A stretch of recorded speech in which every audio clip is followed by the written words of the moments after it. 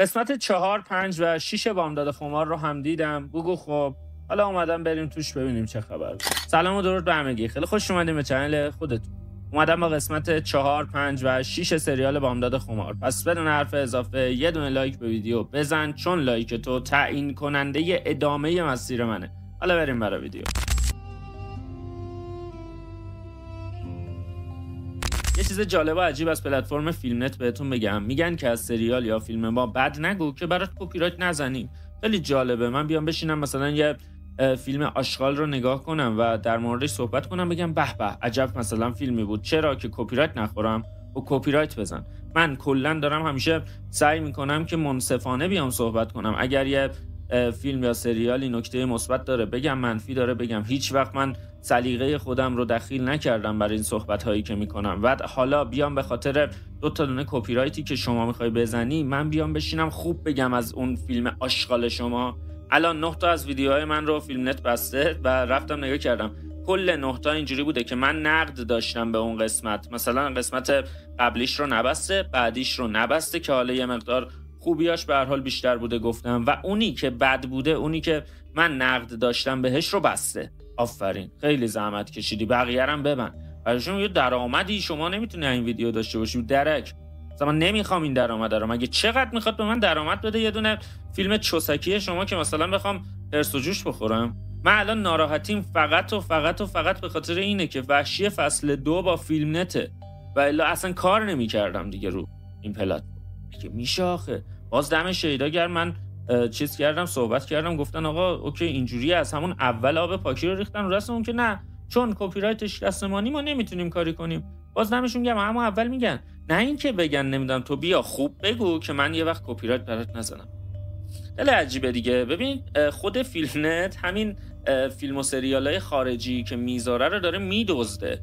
بعد شما خارمادر کپی رایت خودت میای کپی رایت برای کسی میذاری که مثلا 5 ثانیه 10 ثانیه از اون فیلمت رو برداشته. حالا جزو اون استفاده منصفانه میشه رو کاری ندارم، اما فقط چون نقد کرده بیاد مثلا ویدیو رو ببنده. بابا دمتون گرم، خیلی انتقاد پذیرین شما، دمتون گرم. واقعا سریال بامداد خمار از اون دست سریالاست که من رو جذب نمیکنه. حالا ممکنه یه سریال مثل من باشن یا سریام نخیلی حال کنم برم ببینم، اما ببینین مثلا من الان 3 قسمت اومدم همه 3 قسمت رو دیدم و اومدم نشستم در موردش صحبت کنم. چیز خاصی نداره. از قسمت 1 تا 6 ما پیشرفت داستانی نداشتیم، اما خب اون زیبایی‌های بصری که داره، اون تقریبا میتونم بگم طراحی لباس، صحنه، اینا همه باعث شده که مثلا یک مقدار آدم درگیرش بشه. سریال بامداد خمار رو اگر مثلا شما پلی کنی دیگه تا تهش میری، اما اگر پلیش نکنی خیلی هم مثلا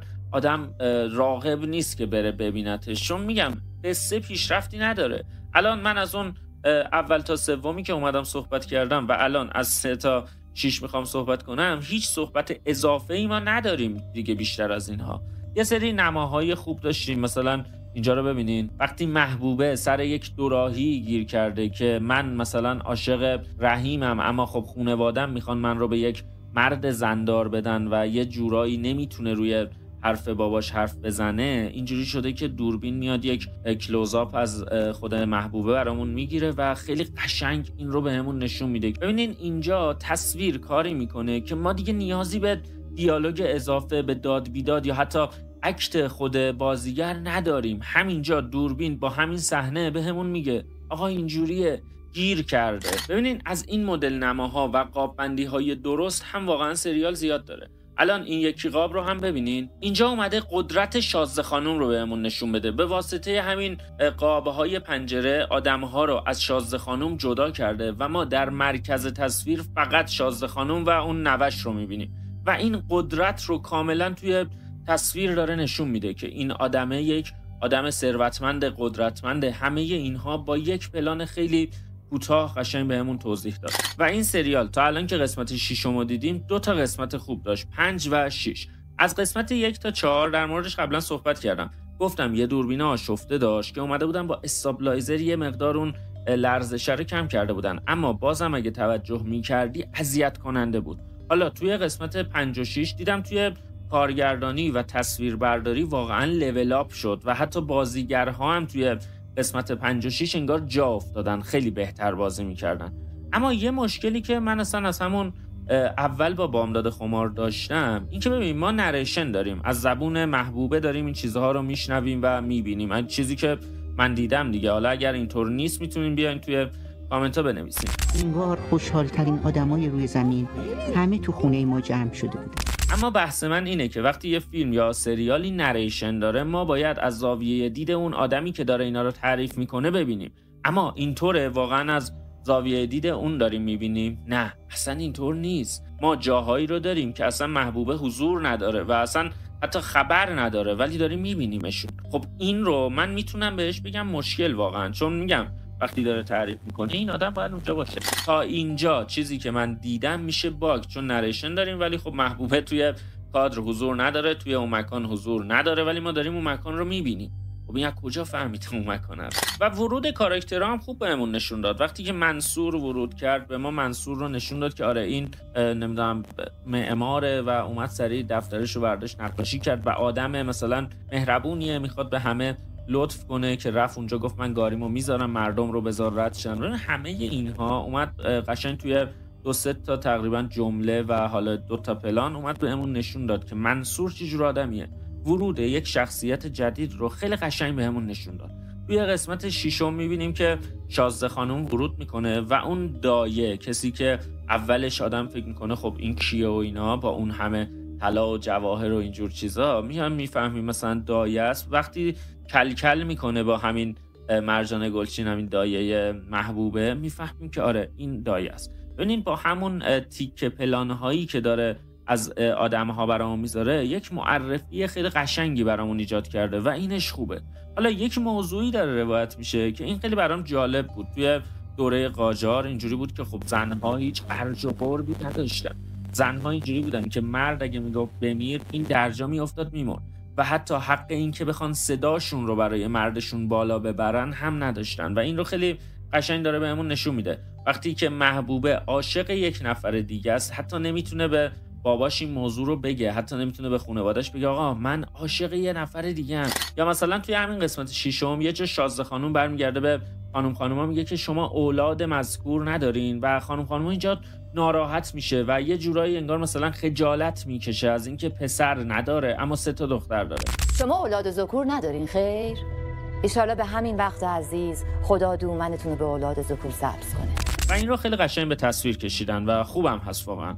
میبینیم که یه نظریه میخوام بدن و مردم یهویی خیلی بعد هجوم میارن جلوی درشون که بهشون غذا برسه. چرا؟ چون اواخر دولت قاجاریم، توی یک قحطی، توی یک بدبختی قشنگ مردم داشتن دست و پا میزدن و یه جورایی بوده اوضاع که میتونم مثال بزنم به همین اوضاعی که الان ما با جمهوری اسلامی داریم، میشه یه جورایی مثالش زد. اون اواخر دوره قاجار بوده که بعدش دیگه رضا قلدر یا همون رضا پهلوی میاد و بعدش هم که دیگه حالا ما میدونیم که توی این رونده ما هم به بدبختی رسیدیم. امیدوارم که واقعا اینا هم آخرشون باشه و بعدش حالا یه شخص دیگه بیاد. به هر حال این رو خیلی قشنگ نشون داده که یهویی مردم هجوم میارن برای اون غذای نظری و اینا و این صحنه چقدر برامون آشناست، چقدر آشناست که این مردم توی صف وای میستن یه جورایی همدیگر رو میزنن که فقط غذا بخورن و این هم خیلی خوب به تصویر کشیده شد و میگم یه سری جاهاشون خوبه اما یه سری موضوعات هست که باید بهش فکر شده اما فکر میکنم مثلا نشده.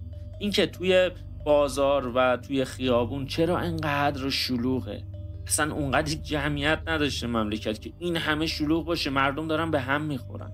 یا مثلا ما میبینیم که طاووس یه بار به خاطر این که فقط اون نقابش رو برداشته میان زندانیش میکنن، سرکوبش میکنن که تو نمیدونم مشکل داری، نمیدونم تو خرابی و فلان که اومدی نقابت رو برداشتی همون روی صورتش رو. اما خب از این ور میبینیم که مادر، خواهر و خب محبوبه میرن توی پارچه فروشی، همه نقاباشون بالاه. یا مثلا خود همین محبوبه خیلی جاها نقابش رو میده بالا و دیگه انگار براش عادی شده، دیگه ترسی نداره نسبت به اون اولی که نقابش رو میداد بالا. خب اگر این نقاب انقدر مهم بوده که طاووس به خاطرش باید زندانی بشه توی اون زیر زمین، چرا مثلا برای اینا نمیشه؟ چرا برای اینا مشکلی نداره، میتونن نقاب رو بردارن؟ ببین یه سری چیزا من حس میکنم که بهش مثلا توجهی نشده واقعا. و یک موضوعی که من همیشه باهاش مشکل دارم و توی همه فیلم و سریالا تقریبا دارم میبینم و میام در موردش صحبت میکنم، بحث خیانته. ببینید این خیانته خب به هر حال توی رمان بوده، من نمیگم بدی فیلم، نام بدی فیلم و ایناست، نه، اما خب به هر حال خود خیانته یه مقدار مشکله دیگه. فقط به خاطر اینکه یه نفر بیاد براش بچه یه پسر بیاره، آقای مصطفی میره اون خانم رو صیغه میکنه. از اون طرف میگه مثلا من خانوما رو دوست دارم، زندگیمو دوست دارم، مثلا بچه‌هامو دوست دارم و اینا. خب اگه دوست داری دیگه به خاطر حتی خانوما یا بچه‌ها یا زندگیت هم شده، نباید بری سمت یک آدم دیگه که برات پسر بیاره. بعدش خب به هر حال اون پسره به دنیا نمیاد، میمیره و اینا، میرن که دیگه صیغه‌اش رو باطل کنه. یه ذره با هم صحبت میکنن، در انتها میاد به همون یارو نوچش، فکر میکنم اسمش یادم نیست، برمیگرده میگه که آره دور از مردونگیه که من این رو بی پناه ول کنم. شرط مردونگی نیست این زنو با این حالش تنها و غریب رها کنم. دور از مردونگی نبود که شما خانوم خودت رو با بچه‌هات رو ول کردی، حالا ولم نکردی میری پیششون، اما خب به هر حال باز داری بهش خیانت میکنی. این دور از مردونگی نیست. اما اون که بیای مثلا اونو صیغه‌ش رو باطل کنی و مهریه‌ش رو بدی، دور از مردونگی. در حال این اتفاقات همین الان هم داره میفته دیگه، یعنی چیزیه که الان هم ما میبینیم که دیگه الان البته دیگه دارن عادی سازیش میکنن، الان هم داریم میبینیم و واقعا خیلی بده، خیلی بده که این یه سری خیانت ها رو ما داریم واقعا توی فیلم و سریالمون. و اما بهترین پلان قسمت 6 جایی بود که 2 تا دایه داشتن با هم کلکل میکردن. اون هی میخواست این طلاهاشو نشون بده، از جایگاه بالاتر صحبت کنه و اینور خانم مرجانه گلچین هم هی میومد داشت صحبت میکرد، گردنبندش میآورد جلو که مثلا اون دایه ببینه. و این تقابله، این صحبت کردن بی‌نظیر بود، خیلی خوب اجرا شده بود، خیلی خوب حتی طنزش در اومده بود و میگم بهترین سکانس فکر میکنم این 6 قسمت همینجا بود. و الان بعد از 6 قسمت به جرئت میتونم بگم که بهترین بازیگرهای سریال بامداد خمار تا الان خانم مرجانه گلچین و خانم بهنوش بختیاری بودن. عالی بازی کردن، دمشون گرم. در نهایت اینم بگم که من سریال بامداد خمار رو همونطوری که گفتم قسمت به قسمت نمیام راجبش صحبت کنم. این تموم شد، میریم برای قسمت 9 دوباره برگردم. دمتون گرم که تو اینجا همراه من بودین. لایک، کامنت، سابسکرایب اگر دوست داشتین برام شکل نشه.